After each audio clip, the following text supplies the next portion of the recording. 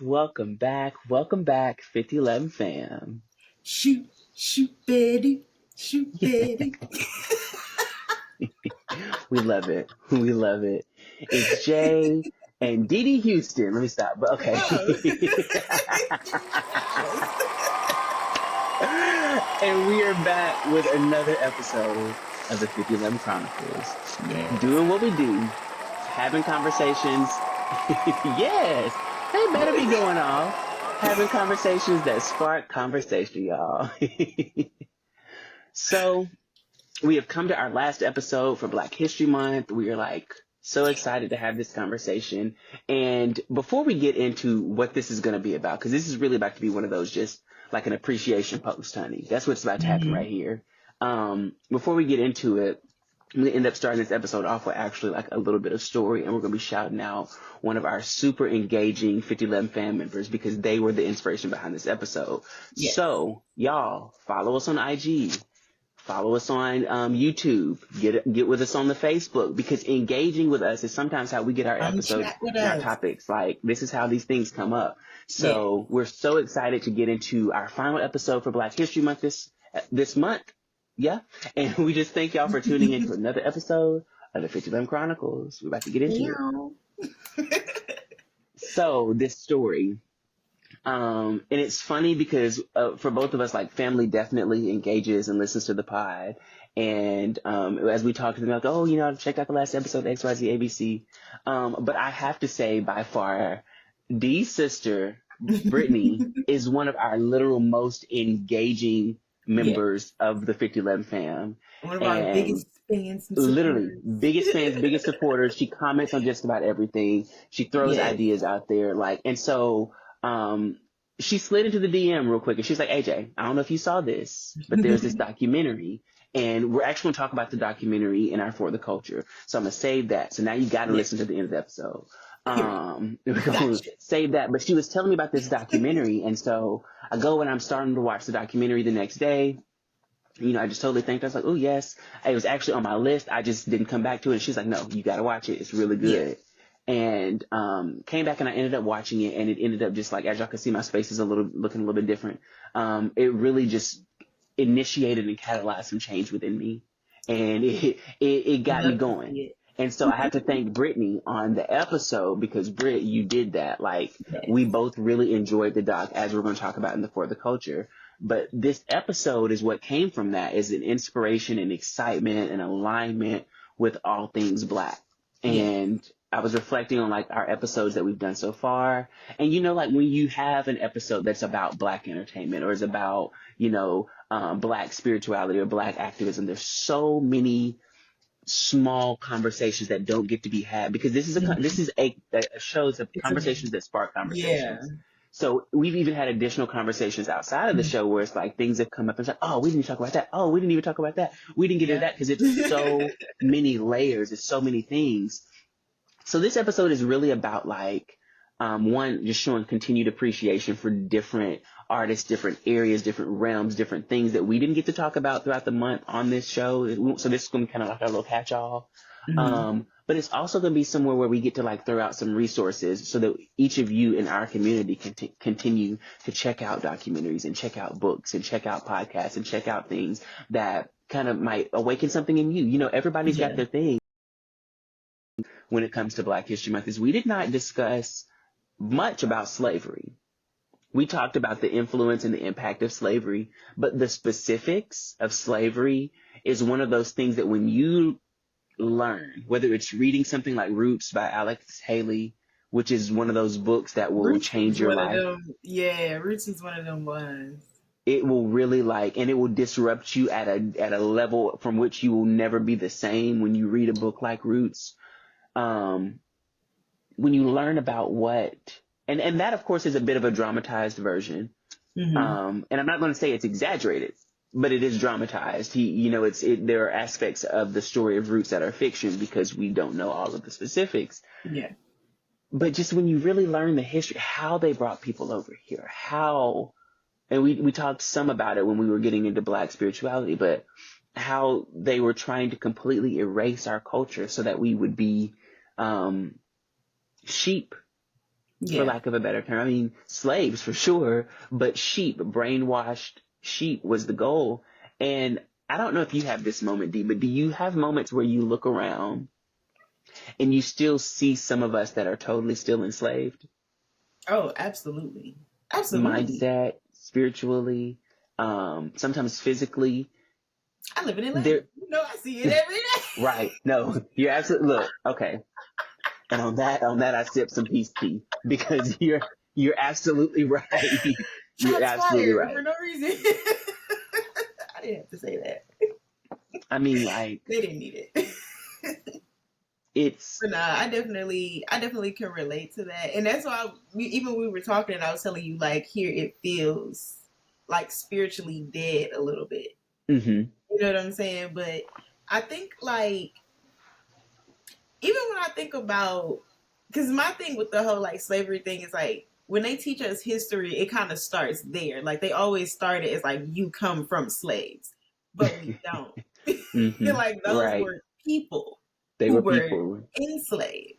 And so I don't know if I've ever said this on here, but for those who don't know, like we like African people was like dipping and doing it and running things. Like they ran Western Europe for hundreds of Mm-hmm, years. mm-hmm. Hundreds. And they were at war, and in 1491 in Mexico, we lost the war. And the next year, the Pope literally legalized the enslavement of any black Moorish people. And because there was already issues in the Middle East, they were the first ones like, we down with y'all. And they had already done it before. So they was like, oh, we Mm-hmm. down with that. We didn't enslave them before. Like, we cool with that. And it was like everybody started hopping on the bandwagon. It was like Spain hopped on the bandwagon, France hopped on the bandwagon. And so I think like when you really think about it, we come from such powerful people. Because if they was nobody, child, would nobody be worried about enslaving nobody? You know what Period. I'm saying? Mm-hmm, If you have no impact, no influence, ain't nobody thinking about you. mm-hmm. So our people had that much influence to where they had to shut down, and they was like, we got to shut this whole race down. They got to Whole go. thing. They all we got got to. we We, got to on a systemic level to the point mm-hmm, where like the whole reason, the whole entire infrastructure of this country, down to your birth certificate, is based in slavery. mm-hmm, Down to your stocks and bonds, based mm-hmm. in slavery. Everything goes back to that in America. Like you can't talk about anything here and not bring up slavery. Period. One Big of my facts. favorite Like, jokes to do is to always say that's racist when it's something that's probably not even racist, but it always goes back to look, slavery, so it is. what's that game? 7 Degrees of Kevin Bacon. I'm sure there's 7 degrees of slavery. Seven Like it's degrees of got to be. slavery. It's totally a thing. It's totally because Rice, I completely slavery. agree with you. Mm-hmm. Period. Your And clothes, slavery. all of it, like it's mind blowing because even I watched this documentary called I think it was called Bigger Than Africa. It's on Netflix. And it connects back to our episode on Black divinity, and we were talking Mm-hmm. about spirituality in the movement. And we talked about the Yoruba people some, and we talked about the practicing of voodoo and vodou and all of the different spiritualities, how it became all these different branches. Going back and I watched that documentary, and it's interesting because they talk quite a bit about the slave trade and how it happened when it came, especially to the Caribbean countries and the parts of South America where it's not talked as much about, but it was definitely a thing. And it was really interesting watching the movement because it's one of those things that our influence is literally everywhere. So between Literally. that one and the documentary we're going to get into for the culture, learning about even the movement of food, like they didn't just take us from where we were and transplant us; they They took transplanted our the things we resources. were growing, our resources, and then because they knew we knew how to grow them, we knew how to tend them, we knew what they were. They brought them over here with us and had us introduce them to American soil. Things like Mm-hmm. okra and watermelon and black-eyed peas and rice even. American Yes. rice. Rice came to the Americas from Africa. Yes. It's Rice. mind-blowing. I Which mean, is a like, staple in so many like so many rice. cultures. So many cultures. It's a literal staple. And even during we slavery happens, we get here. This country it literally became the giant that it is because of slavery. This is literally a country built on literally built on slavery. Literally. The economy, what was making it one of the richest nations, and then to grow as quickly as it did and to get as rich as it did, was because of the labor of our ancestors. And that's why they didn't want to end slavery, because they were making so much money off of it. So much money. It became beyond like the people. It was just about the money. They were making because we started out, we was the money, because there wasn't money. And it's like, once they created that central banking system, and really, again, after Andrew Jackson had told y'all, don't do that shit no more. Y'all did it again. You did it again, and you ruined the country again. Alexander Hamilton was like, that would be the worst thing we ever did. They didn't have any other way to do anything. And it's not like they knew how to do anything, because the slaves was doing everything, literally. Down all the way down to raising their kids. Like, it's ghetto. It's crazy, because if you were to take Black people and their contributions away from America, what would be left? Child. You wouldn't have traffic lights. Like, if you would have took the British away, what would have been left? A probably great, flourishing country full of like trees and forests, beautiful deer, birds chirping. There's no telling. Barter systems. Well, I mean, but hang on, because the Spanish were here and the French were here. And we was here too. And they were running rampant. They were getting ridiculous. That is true. The French was Spain was French too, but Spain was wild. Spain was wilding. And the French were wilding. Napoleon had to get mollywopped to get his behind up out of here. Wow, that doggone Napoleon. I think another big thing that I've thought about, and I think it's like really important, it's kind of like my call to action, another reason I felt like this episode was necessary, is the idea of there's so many things that we've talked about it even with like the hoodoo superstitions. There's so many things we pass down, whether they are tradition, whether they're stories. The legacy of our ancestors is one of the most important things that we have to carry on. And those are the stories that come from the people before us and all the way back. And it's interesting because so I was looking after my nephew for a second earlier this weekend, and I told him, I was like, hey, did you know it's Black History Month? And he was like, what? And I'm like, yeah, it's Black History Month. And he's like, no, I didn't know that. And I'm like, well, let's talk about it. Yeah. And so I cracked open one of my books that I used to read as a kid, and it's this African American read aloud storybook. And then it's got stories about a Nazi. Crazy thing is I was reading through that book. Yes, but the really crazy thing is I was reading through the book, and it had stories about Olodumare, and like, oh yeah, I was like, I don't think Sheila knew she had bought this one. But it had like the Yoruba story of creations in there.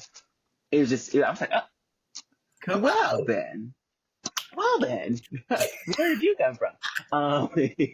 But it tickled me. But I read him a story about a pigeon and what was it? A pigeon and an ant. I think it was an ant and a pigeon. And it was an ant and a pigeon.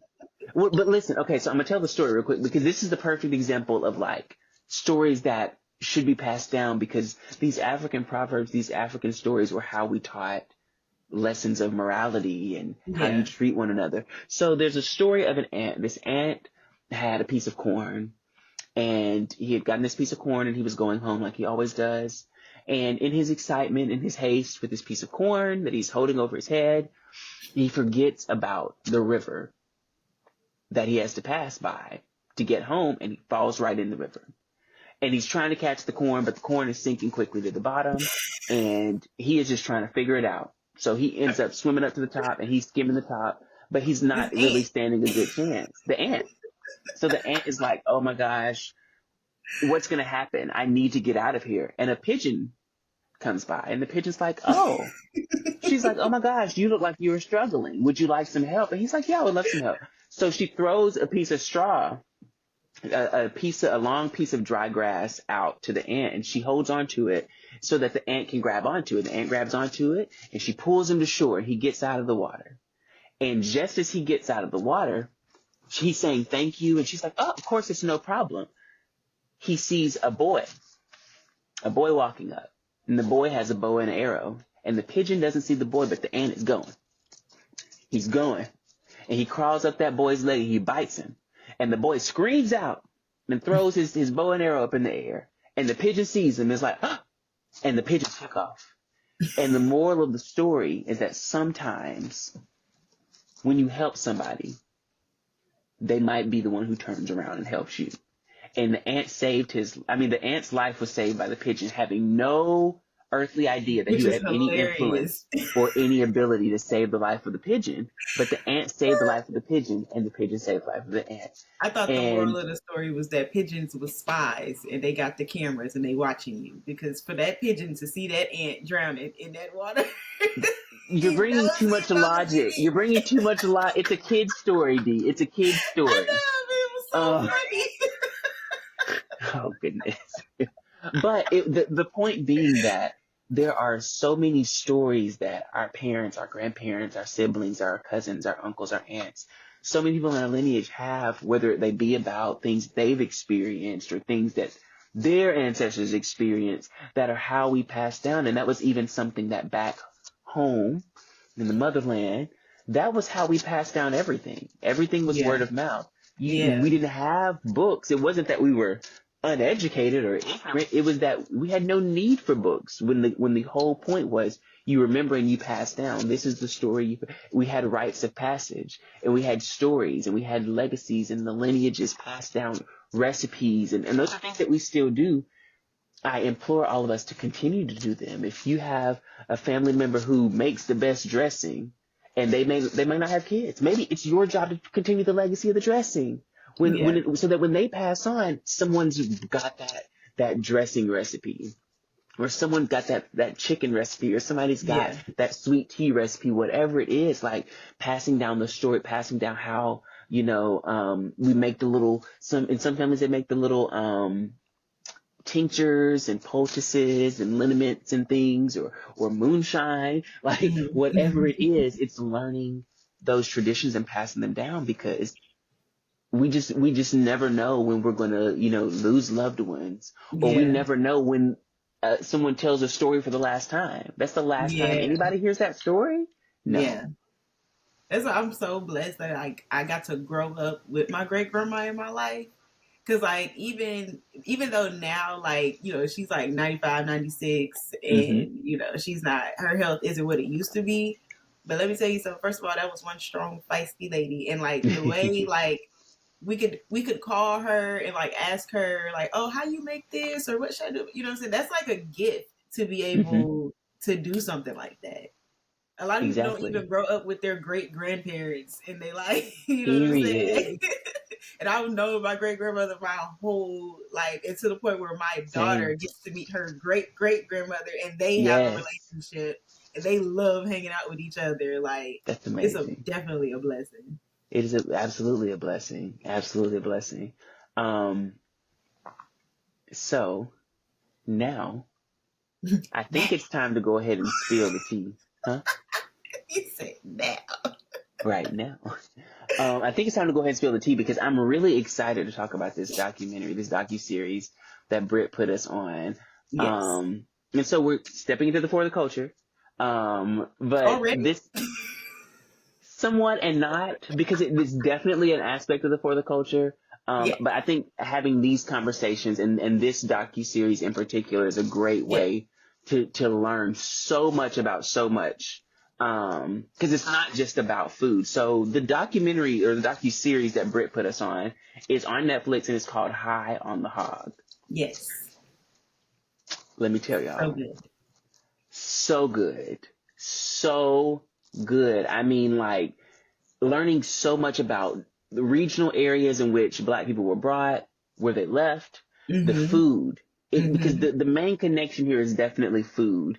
How we've passed down certain traditions, how we've passed down certain things without even knowing where they came from originally, or where we had a connection to them originally. Like, so for for me, it was how the show, it starts and they're in what, Benin? Is that right? It was Yeah. Benin and, I think there was somewhere else that they ended up going, nearby, but it was wonderful once watching him eat all this food and hearing them talk about, cause the palm oil, I think they went to, Atome, which was part of where the Dahomey region was. I feel like he went there. Cause I feel like they talked about the You talking about Dahomey. where they went on the boat? Maybe. No, they When went he to was like, they went to the water people on the boat. oh, I don't remember the names of the. For some reason, I ain't I even gonna lie, remember I don't remember the Atome names of the because of towns and Dahomey. villages. That one I feel like I remember because of the name. It was similar to Dahomey. When I saw it, I was like, that makes me think of the Come Dahomey on, people, and that's what Bahama. it was. Dahomey. So what I love is like in this first episode, learning that when the slaves were brought over, all of these resources, as you said before, were brought along with them. And hearing them talk about, there was a connection that was made throughout numerous episodes, but the connections that no matter where we were, we had these things these recipes essentially that we continued to make. And there have been versions of cornbread that we've always kind of had there, but there's always been a version of like an okra soup, which I thought was so crazy. And then that part when they talk about the French and how Benin, they call it, gombo, Yeah. gumbo, And it means gumbo, okra, okra soup. yes. I mean, it's literally in our bones. It's literally the fiber that connects us. It was there. And while we talking about the wording of it all, I did want to say before we dive too deep into the food, when I was listening to the accent of like the Gullah Geechee people, and I was thinking about like people in Louisiana or like some of the people in Florida who have like where it's like more of a Haitian base, and I was thinking like if they hadn't have like taken our dialect from us or made us feel like we have to speak a certain way, what would we sound like? Like would we all sound like Jamaican people, or would we sound like we from the Caribbean, or would we I sound like think we we would from New sound like a bunch of different Orleans? Like things. I think we I would sound like a always bunch of wonder different that things because because I the think Gullah Geechee about, people and they kind of sound a little bit similar. they sound They're like not the the Gullah same, but they Geechee. have certain twangs to them that are It similar. almost is like a connection. It's almost like that. The Creole, no, it's not Creole, it's Cajun. Is that right? No, it's Creole. The Creole meets, it's Creole, not Cajun. Cajun is the white people. The Wahites are Cajun, and the Creoles are the black people. Okay, Creole, create. There we go. Had to get it together. That's how I remember, guys. Creole, create. Okay, so we're there. So the Creole, I like with the Gullah Geechee, because having the guy who spoke the most, I was listening to it, and it was literally like if you took a New Orleans accent and you added just a little bit more Southern to it, Like but a it little wasn't like Florida to it. yeah, like it was interesting because I think Gullah Geechee is exactly what we would all sound like if we hadn't lost our accent. I think that's exactly what we would sound like because I And also it's feel like like their those accent is the least places. touched. Yeah, that's what I was gonna say. Those places, like even how they had the rise up, they don't talk about it a lot, but there was a revolt in Florida of slaves, and they got them people up out of there. And it's like the places where it was like they kind of had their own space to be them. Like even in New Orleans, like the Treme area was like their area. You know what I'm saying? And so they were able to preserve a certain level of their culture from wherever they came from. And that's why it's like I wonder, like, would we all kind of have that dance and cadence to the way that we speak? Because I think everybody so. knows English is the dead language. Like Right. it's monotone. There's no I hills, think we valleys, absolutely peaks, would. none of that. I think we absolutely would because I remember I was listening to the J.Ill podcast, which is Jill Scott's podcast. And on it, there was an episode where they were talking about something similar, and they were talking about how even Ebonics or AAVE, whatever you want to call it, African American Vernacular English, whatever you want to That's call it, wrong. which is totally colorful and is full of like rhythms and cadences, Yes, and and it's the way that you peaks say and the valleys, and same word could be different. the Yes, same word can be said 5 different ways and mean it five means different 16 things. different things. Like 8,000 meanings, Yes, like But I love it because they even talked about, they had I think it was a social anthropologist or a linguist. I can't remember what they were. I think they had both of them actually on there. Mm-hmm. And they were talking about our AAVE, our Ebonics, which this is another one of the things that I've done since this Black History Month, because I wanted to commit to this shift and this appreciation for my own culture, is I've chosen to stop code switching. Period. I don't want to anymore. For why? And why should you? I shouldn't. Why should you? I shouldn't. So I stopped. I all the IBs I want at work. IB. I love a good old IB. I love me a good old IB. Nobody say. And I know I'm educated. Y'all heard what I said. Period. I don't have to prove my education to. I don't have to prove my education to another soul. I refuse to. An honor graduate, so I'm gonna be saying. And there it is.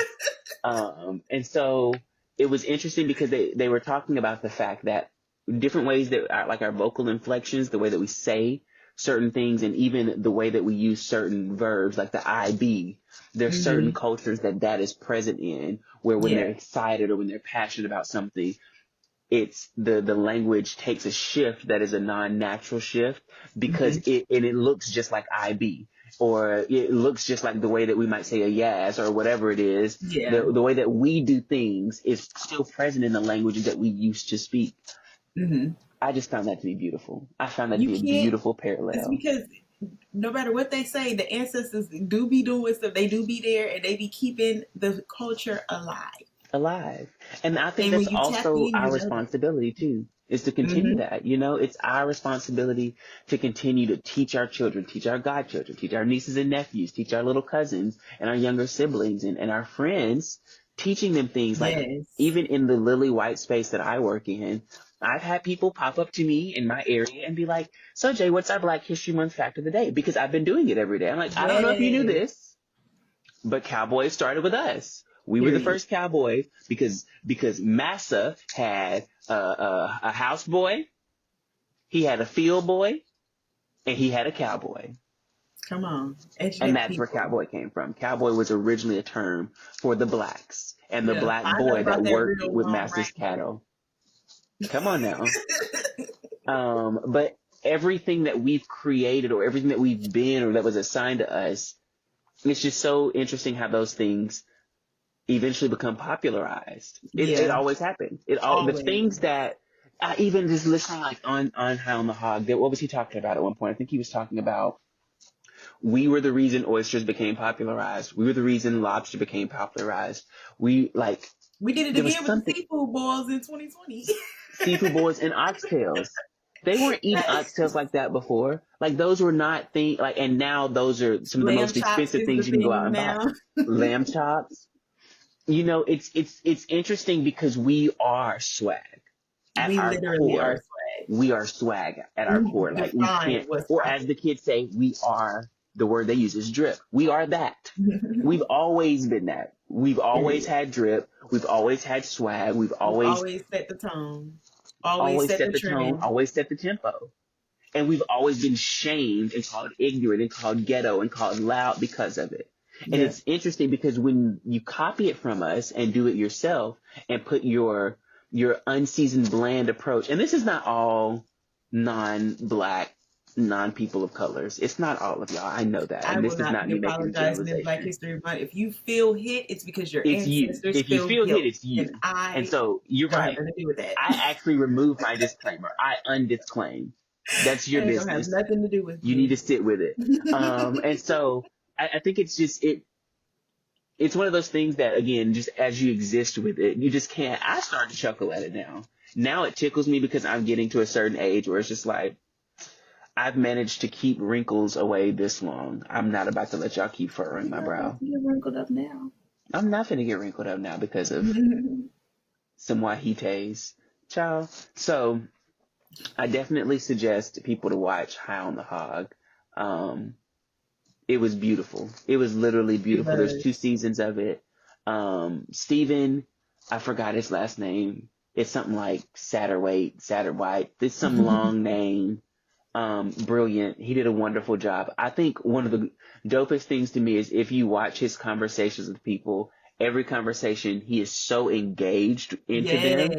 Yes. You can tell he's listening to every Yes. word, like camera there or not, he's engaged fully into the Mm-hmm. conversation, and you can tell he has a hunger. And even learning his journey, listening to him talk about why he left the food industry, which is a part of the reason why I don't want to go into the food industry as a cook or as a chef, is because it's a really difficult hustle. It's not even about the hustle. It's about the doing the hard work with no appreciation. And it's again not even about the appreciation. It's about the equity. Where's the Yeah. equity? You know? So hearing him talk about being a young sommelier, and for those who don't know, I sommeliers would are have those loved to wine be like a experts. sommelier. I It would ain't love never it. too late. I might do that when I get like 40. Come on now. And then next thing you know, you have a Reinvent vineyard. myself. And then Period. I have a wine line. Because you know we Look, love the wine, honey. I don't be and I love me a drinking, wine but I that love me a sparkles. good glass of wine. I have gotten into sparkling wines, and those are like my new Have thing. you?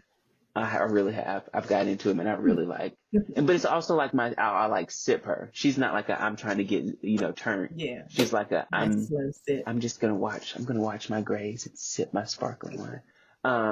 But again, High on the Hog. I mean, this man brilliantly travels, and because of it, I actually bought the book High on the Hog. Oh, I did you? have it. Oh, I have it. I'm gonna read it. Listen, It's we know by you gonna buy. If you gonna do that, you gonna if buy I'm a gonna do book. anything, I'm gonna buy a book and I'm gonna buy a crystal, and Okay. that's on period. Um, period. Period. Uh, but it was so good because he also features Dr. Jessica Harris. He calls her Dr. J. That's his mentor. And this Yeah. woman is brilliant. I It was mean, good that she was brilliant. enjoying that food too. It Honey, was she all the was languages fixing. she was speaking for me. Yes. Just So she flowing used to be effortlessly from person to person, just knowing what's going on, knowing mhm, what to ask. I'm like, knowing what to ask, knowing how to eat it, how to approach it. So just to give a little background about this woman, because she's brilliant. This is another one of our leaders in the culinary environment, especially the Black culinary movement. And she is like almost created this realm of like, what did she call it? It's almost like a culinary anthropology type of thing that she's created, where she goes and because she travels a lot, she created a ministry essentially of the mhm. intersection between travel and food, and specifically how it relates to the diaspora. And she used to be the travel editor for Essence for several years, and that's what inspired her to actually begin writing the book High on the Hog and to get out there and start just really trying all these foods. But it's just one of those things where you really see the fiber that connects all of, like the thread that is just between all of our cultures. Because watching them eat, when they went to New Orleans, and did you see the New Orleans episode in the second season yet? I ain't made it to the second season. Okay, so I'm not going to spill too much of the No, you tea. can say it. But I'm gonna watch it either way, so it don't matter. what I'm going to say is there's an episode where they go to New Orleans and they eat this meal at it's a West African, I think it's a West African inspired restaurant. Mm-hmm. And everything that he has the guy who serves, the chef who serves in the food, every meal is inspired by something inherently Black and of the Mm-hmm. diaspora. So somewhere And that you need to write down because we're going when we go to New Orleans. Is it still there? yes. Yeah, I think it's still there. And now Okay. we'll have to, because I don't know if this is like one of those small plate, private, like you got to reserve months in Oh, advance. Because it yeah. looks like a smaller, more intimate space. We would Mm-hmm. figure that out though, because Yes. we'll figure it out. So he's got, the last meal that he served them is he was talking about when slaves were being shipped out of the port. Before they could leave the port, only the slaves that were only over a certain amount of weight were put on the boat. And he talks about how they would fatten up slaves Mm-hmm. to get them the weight they needed to be so that they could go on the boat.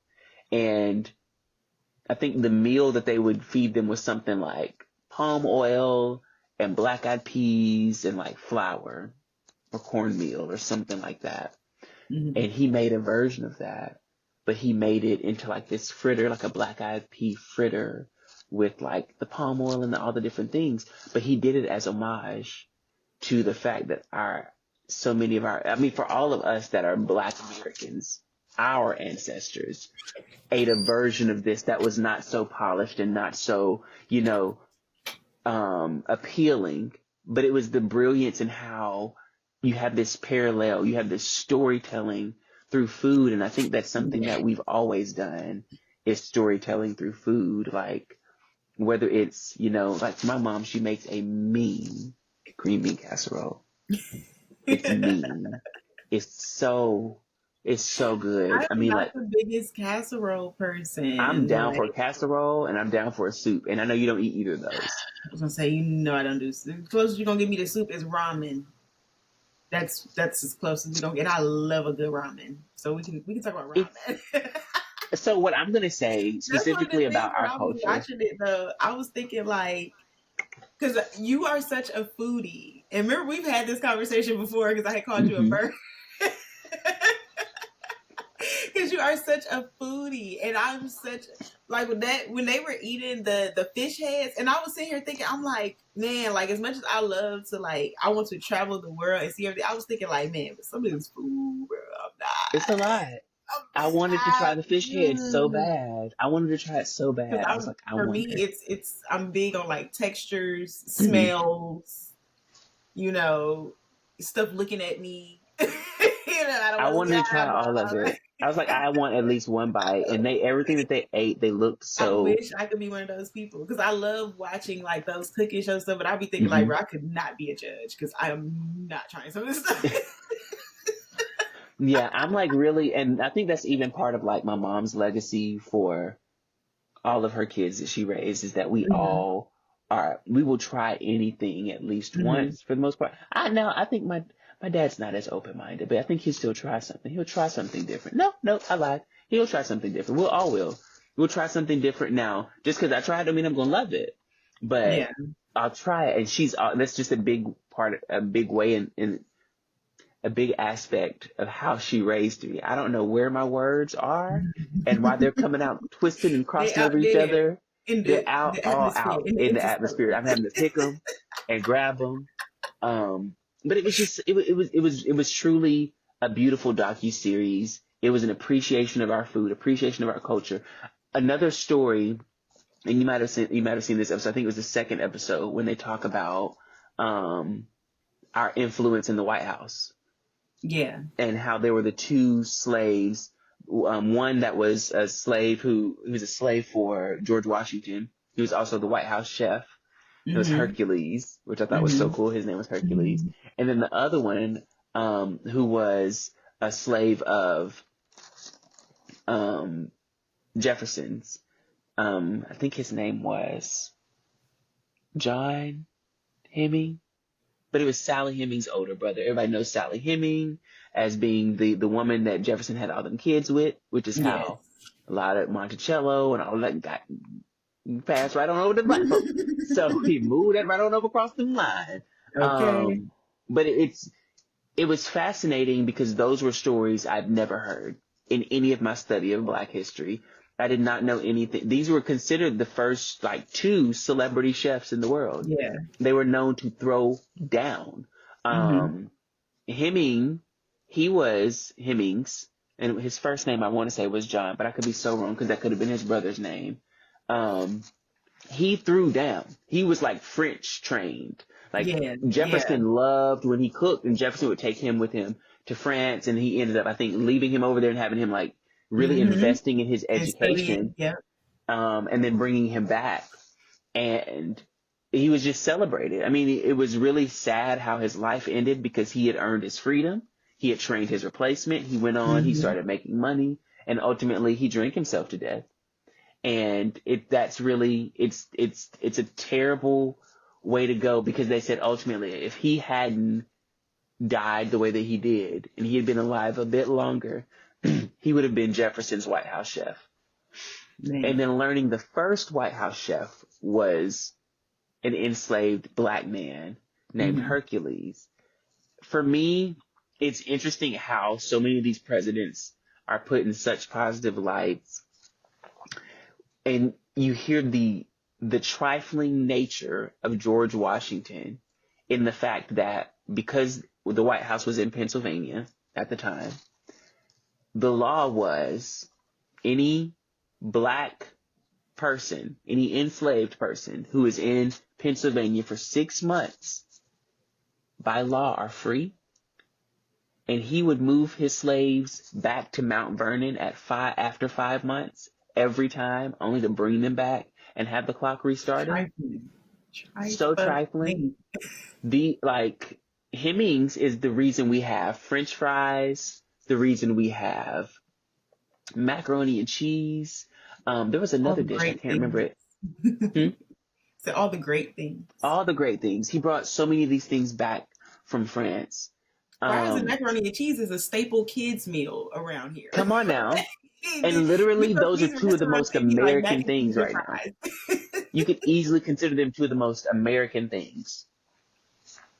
Yeah. Burger and fries, burgers being German, but burger and fries and mac and cheese. And if you think about it, even when you think about what is considered American cuisine, all imports. It's all from something else. None of it. That's why I be telling people, like, I don't eat American food. Like, my favorite food, first of all, I love a good old Caribbean spot.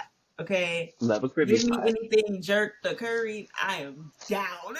I sign me up. Give me some rice and peas. Give me some plantains. Give me some cabbage. Give me some cocoa bread. Give me their mac and cheese. Give me all of that.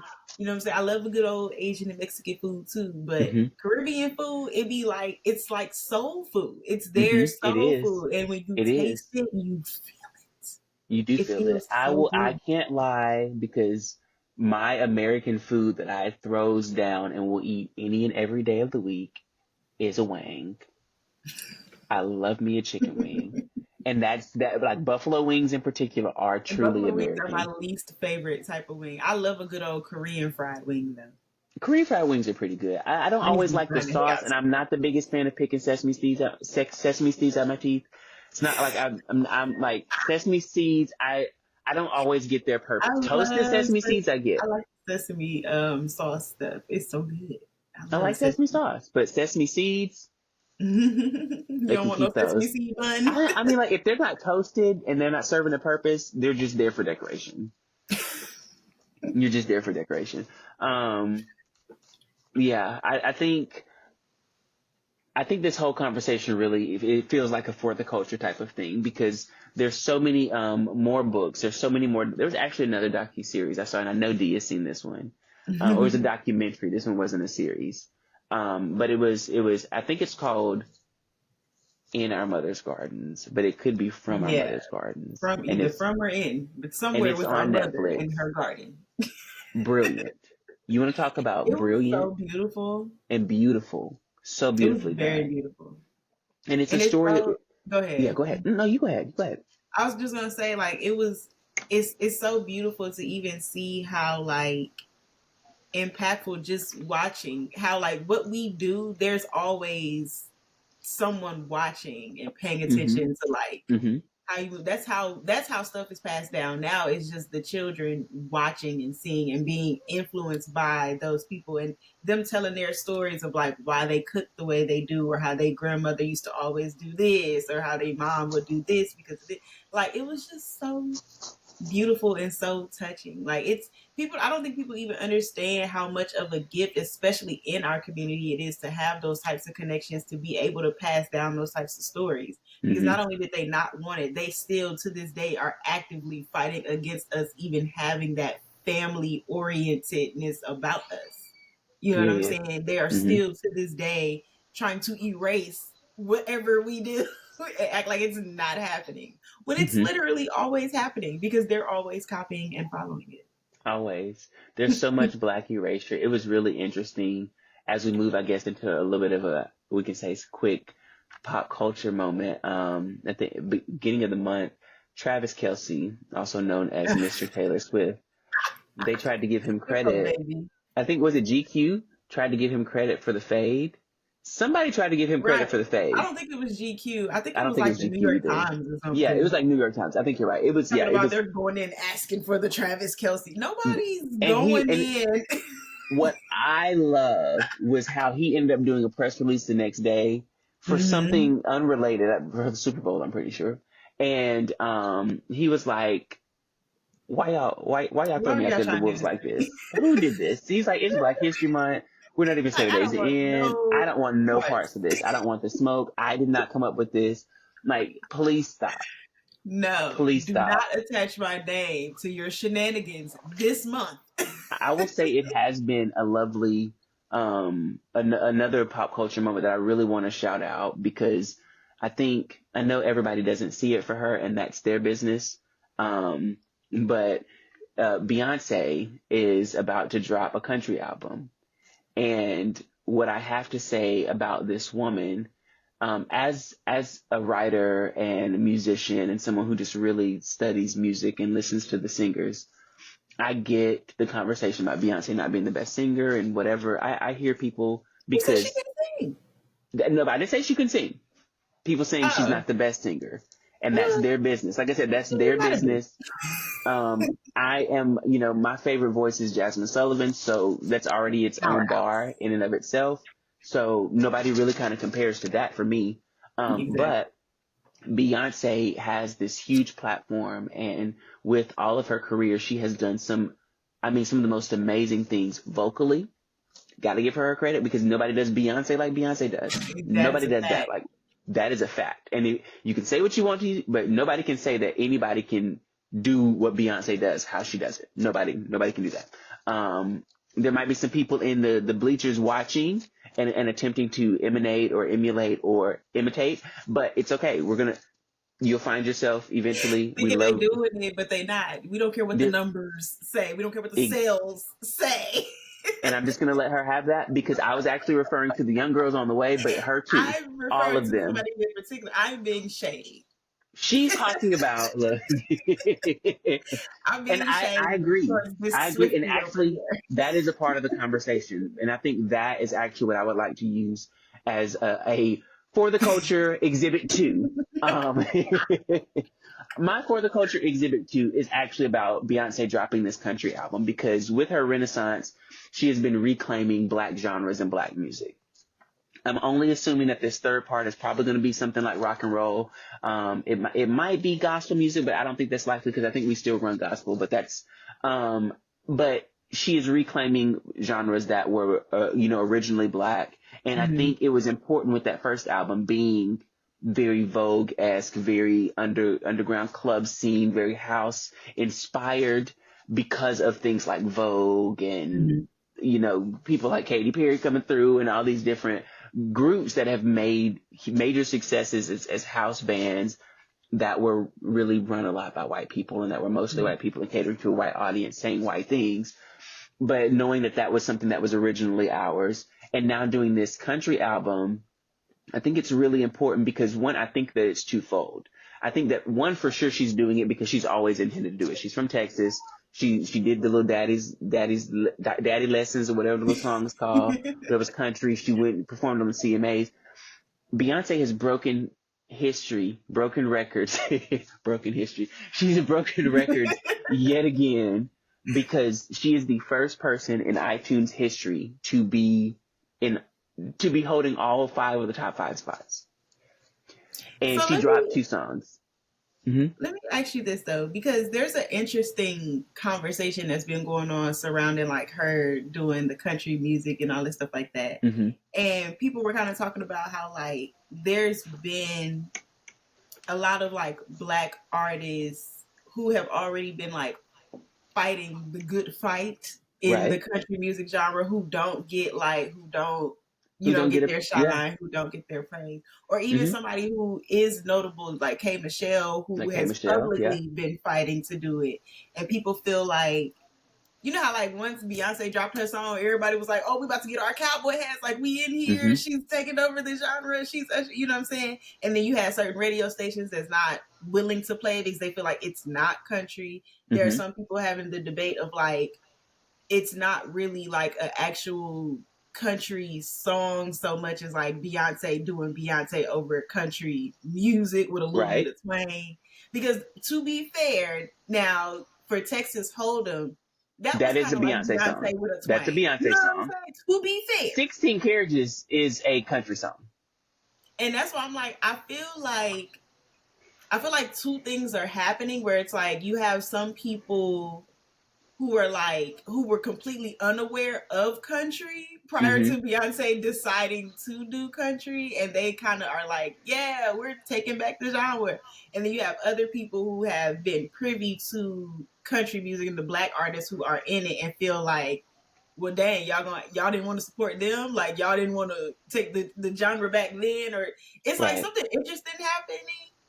And I feel like both sides are very, very valid, Mm-hmm. because it's like, to be fair, it's like, yeah, if you did want to support it in that way, there were other artists that you For could have sure. already supported, but at the same time, you do need people like a Beyonce to put it on a bigger stage, a bigger Mm-hmm. platform. Sometimes it takes somebody like that to break To open the open the door door for for somebody everybody like a else. K You know Michelle. what I'm Absolutely. saying? Mm-hmm. Yeah.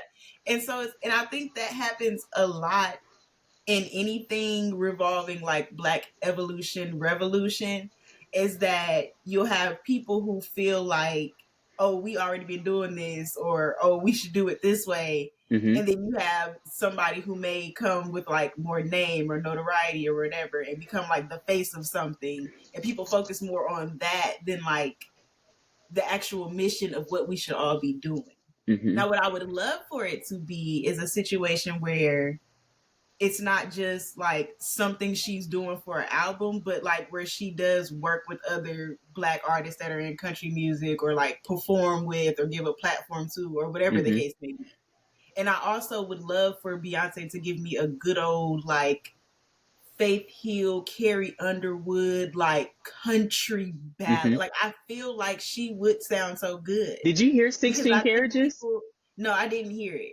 So that's the song. You know, That's the I be one. late to like That's the the one. Beyonce I'm stuff because telling I be you. having to let it die down. I'm telling you. When I heard the song, that was the one I keep playing, is because Mhm. it's the heart wrenching type of song Yeah, where I'm like, that's a country song. I don't like Texas yeah. Hold'em, and I said that since I heard it come out. I said that is a Beyonce song on Hmm. a country beat, but Hmm.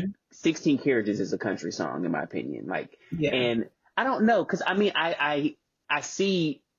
It seems like this is the same thing that happens all the time, and I'm not even just talking about with Beyonce, but But no in matter general. what, in general, if Hmm. there's someone who has a certain level of platform, they're going to say, oh, but nobody was looking when so and so did it, and and it's like, this is where I think as a community, we keep dropping the ball, because this is not me saying, Hmm. first of all, I just need everybody to understand something about me. I am not a Beyonce stan. I have a lot of respect for He's what a this lady Swiftie. does. A what? I am not a Swiftie. Do not believe the slander. I don't belong to any fandom. None of the fandoms. I don't even listen to Taylor Swift. So, I don't belong to any of the fandoms. I am a huge fan of Jasmine Sullivan, and I like good music. Yes. In my Yes. opinion, what I consider good music. And I have a lot of respect. I love a good live performer. Anybody Hmm. will tell you, I love Anybody when who the can mic turn is their mic on, on. and I Yes. love a live performer. If you can give me you give me a little hair flip and your vocals don't waver, your Yes. vocals don't do what your hair just did. I like stuff like that. Um, what I see Beyonce doing this. She might give more, and it might be an extended thing that she does more of. I don't know. She's one of those Hmm. people we can't really predict. I think that she just Yeah, has always, absolutely. like, especially for the past 10 years, she's just always kind of operated on her own. Like, just, this is my lane and I'm just doing whatever I feel like, Yeah. or whatever I think is going to be whatever. And I agree with you that I think this is an opportunity for more people to explore other black artists that are in country. Cause I think Hmm. there's I think her name is Mickey Guyton.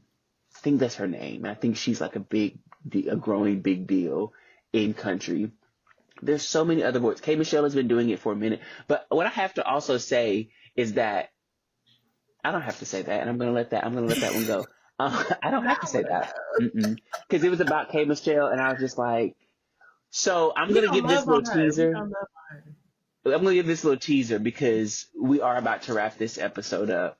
But Dee and I have already talked about it, and as we come out of Black History, we've already discussed what one of our future episodes is going to be about, and we're going to have a episode where we talk about the messenger, where we Yes. talk about sometimes there's a disconnect because people either don't respect or don't see the messenger for who they are, And I think K. Michelle is one of those people who I have literally always been a fan of K. Michelle since I first Same. was introduced to her. Mixtapes, Yes. albums. This She woman can is a sing genius. down, play She's a sang instruments, down. She's got opera. She's got classical training. yodeling. She can yodel. I mean, this is someone who can write and has been Yes. writing for years. Literally could be the top country writer for Literally. sure. I listened to one of her newest country songs, and this is what I'm going to say, because I think she's definitely got what it takes to be successful, especially being from Memphis, to be successful in country. She overdid the accent in that song that I heard. It was too much. And I was like, But you you gotta didn't even remember have to she do all is that. country for real though. But this is my thing. She's country without having to try. Yeah. You get what I'm saying? So if you put on country and you're already country, it gives camp. And you know what though? I think it is too, because I think I know exactly what song, the song that she just dropped. Yeah. Yes. And I think what it is too is like, because of the trajectory of country and us not having a big voice in country, I think somebody who, when we sing with like the singers, they sang with soul and with like power behind what they're saying. So I feel like it gives her accent like an extra boost with like the, am I reaching? I think that you're being really, really kind right now. I think, and I'm just it trying to wasn't think of it even in the a logical power. way. It wasn't the power. It wasn't the volume. It was literally the accent. It was too much. And I'm So like, that's not basically, even how, and you for ain't buying me, what I'm it's saying. like, that's not even how you talk. So that means that you put on an But she extra is country though. country. She is. But that's what I'm saying. Like, I Got know like how she 70 points. talks, and I know her natural accent is country by itself. So if she had Yeah. just sang that song down as if it were a Yeah. country song and she just sang it, it would have sounded perfectly country. It would have been perfect with the perfect amount of twang, because she has that perfect amount of just country draw. Everything in her voice is there. Her pen does not miss. Does not miss. That's the I fact. love me some K. Michelle. Like I said, we're going to be having a conversation Maybe that's very something that she soon. feels like she needs to do It might be. to And when like, you don't you have know, certain, and I'm not saying this in a derogatory way, because sometimes there are people in A&R who have never sang a song a day in their life. People in yeah. A&R who are trying to manage an artist's reputation, how they look, and their how their music is arranged in their whole repertoire. If you're doing artist and repertoire, I think the best people to do it are people who at least have an understanding of theory. Because you got to know music theory to be like, oh, I get where you're coming from. From a Yeah. technical aspect, let's try it this way. You got to be able to offer them something more than just how you look. And let's put on a cowboy hat and then it'll be perfect. No, You know, it's that's the not. first, like, outlaw country. And I'm just like, that's not the. And so for me, I think that if she had, because when you talk about, and this is just me putting on my music theory hat real quick, just for the kids. So in language, there are diphthongs, which are where we have two vowel sounds, and when you put your vowels together in a certain kind of way, they create this extra I-E, kind of like this extra sound that is like an additional consonant that's not there. And when you sing too much like that, it starts to sound like SZA's extra cursive. You know how SZA used to sing in cursive and italics, and it would just be. And so things just start to run together, and you don't get the story, you don't get the enunciation, you don't get the pronunciation, and you start to miss the message because you're just caught up in the sound of what their voice is doing, because there's all these extra sounds coming in their words. And I think that's just part of what that song missed for me. I heard the first single she dropped when she did country, and I was like, if this is what country looks like in your eyes, I'm listening to every album. But I didn't hear any more of that. Yeah. And see, that's why I was like, first of all, you gagged me with the SZA, and I'm so mad that I knew exactly what you was talking about. Exactly what I was talking about. I love SZA down. Love her. Love her. I love a good SZA album.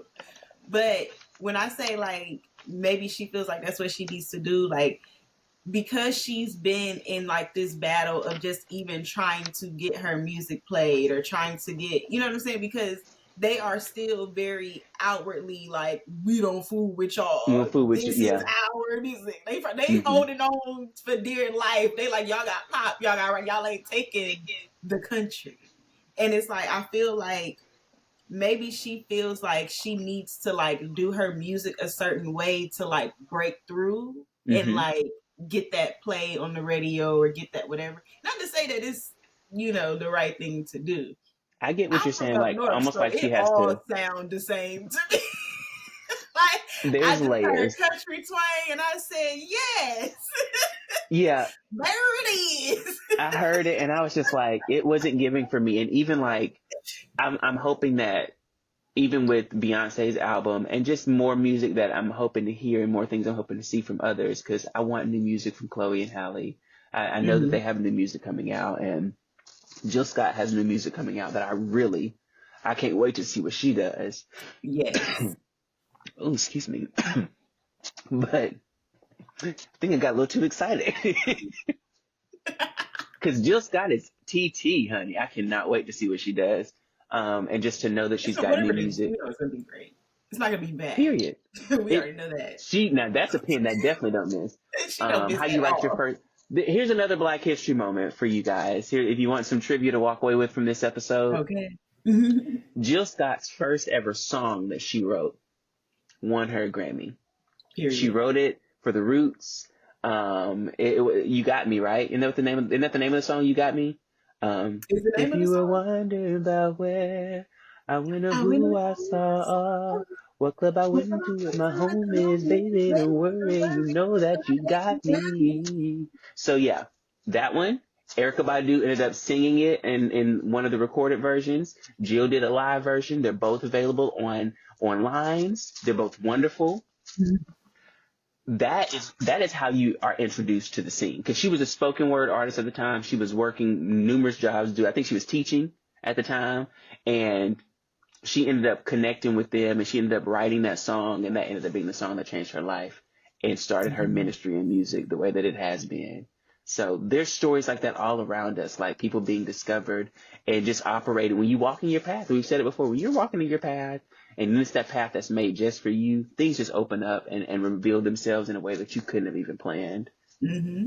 Couldn't have even And I planned. think too, like one of the things that I think is what holds us back is like it's been ingrained in us that we can't achieve certain things, but it's like the reality is like when you really think about it, literally whatever you decide to put your mind to, you can be You could good do. at, Mm-hmm. because there are Mm-hmm. gifts and there are skills, right? Their gifts Mm-hmm. are Mm-hmm. things that like you naturally have an what's the word I'm looking for? Like a Like you're natural naturally innate good at it. aptitude. Aptitude is Mm-hmm. exactly the word I was looking for. You have a natural aptitude to it. So it's like it comes easy to you. Skills are things that you build up and you learn and you work Mm-hmm. hard Mm-hmm. and you Mm-hmm. get good at over time, right? You could literally do that with anything. And I think that if we were like taught, raised, and conditioned as a child, not to choose careers, but to find what you enjoy, what do you love, what are you naturally drawn to, Mm-hmm. and then focus on that, literally everybody would be doing what they love and being happy doing it. Now you Everybody. know that ain't what they want. That's not what they want at all. Because who's gonna be on the hamster wheel? We need people on the hamster wheel. Mm-hmm. But it's like that's what I want. That even with the Lori, like that's something that I pay attention to what she naturally enjoys, and I encourage that. Like Mm-hmm. she naturally enjoys. She literally, I bought her a canvas, like a canvas book, and when I tell you that canvas didn't make it 2 days, she drew on every single sheet of I love it. and that. But she And she loves is to so draw. She creative. loves to paint. She loves to play instruments. She literally brought me a sheet of paper and was like, I wrote a song. And I'm thinking I'm gonna see like some little scribbled letters that don't mean nothing. There were music notes on it. And I was like Oh, gagging. I love I said, that. let me find out I got a little baby Quincy Jones up in here. Like, Period. so it's like I think that's something as a culture of like we really need to make it a point to break that curse and teach our children and teach the children, period, of like, or anybody, even people that I'm you're like, start encouraging, with because we're all yourself. still, Yes. yeah, we're all still learning, we're all still We're growing. all still Anybody figuring that it you're out. coming across that you see is in that space of like being either on autopilot or lost, because on autopilot is a what most people are on. It's Mm-hmm. autopilot. It's just kind of get up, do this, repeat. Do the And routine so and it's just like keep when we going. see people, encourage people to find the things that they love. Just ask, like, what do you like to do? What are you Mm-hmm. into? When you was growing up, what was your favorite thing to do? Like, because it starts when we were a child. That's when you know what your gifts really are. Mm-hmm. The stuff that you were drawn to as a child is what you probably should be doing Should be today doing. Mm-hmm. Big in facts. some way, shape, or form. In some capacity, absolutely big facts. I love it. I think that is like that's what we all should be walking away with. Is like our history is like definitely got its lessons, and they're the stories and the legacies and the things that we pass down. But like it's also like activating your best self, like tapping into Mm-hmm. your best self. So we just want to thank y'all so much for tuning in to another episode of the 5011 Chronicles, where we have conversations that spark conversations. We love you. We dance with you and for you. And Yes. here it is. And there it is then. And then we say peace.